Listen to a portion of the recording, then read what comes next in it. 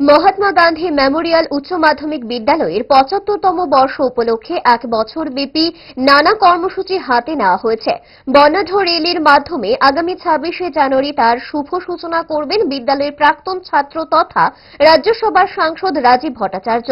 আগামী ২৮শে জানুয়ারি মুখ্যমন্ত্রীর হাত ধরে বর্ষব্যাপী কর্মসূচির সূচনা হবে।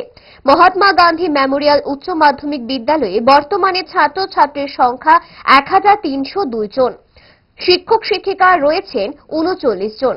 লেখাপড়া এবং খেলাধুলোয় মহাত্মা গান্ধী মেমোরিয়াল বিদ্যালয়ের অনেক সুনাম রয়েছে। মঙ্গলবার স্কুল প্রাঙ্গণে এক সাংবাদিক সম্মেলন করে সার্বিক বিষয়ে জানালেন স্কুলের প্রধান শিক্ষক। যেটা আমাদের ফাউন্ডেশন ডে, এটা আমরা বরাবরই করে থাকি, একটা র্যালির মাধ্যমে আমাদের সূচনা হয়।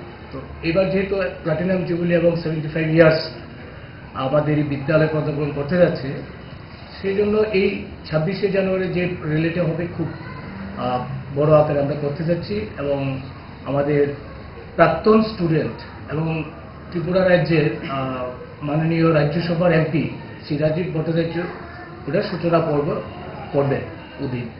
এবং ২৮-২৯ তারিখ আমরা একটা কালচারাল প্রোগ্রাম আমরা রেখেছি।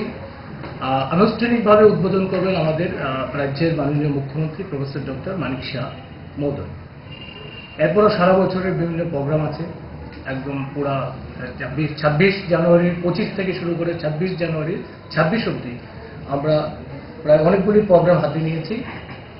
তো এই প্রোগ্রামগুলো আমরা করব এবং আপনাদের মাধ্যমে আমাদের বিদ্যালয়ের সাথে যারা যারা যুক্ত আছে, যারা এক্স স্টুডেন্ট আছে সারা দেশে এবং বিশ্বেও আছে, তারা এই প্রেস কনফারেন্সে তারা যদি সুযোগ শুনতে পায় বা দেখতে পায়, তাহলে তারা আমাদের এই অনুষ্ঠানে ভার্চুয়ালি হোক বা যেভাবে হোক ওরা আমাদেরকে সাহায্য করতে পারে।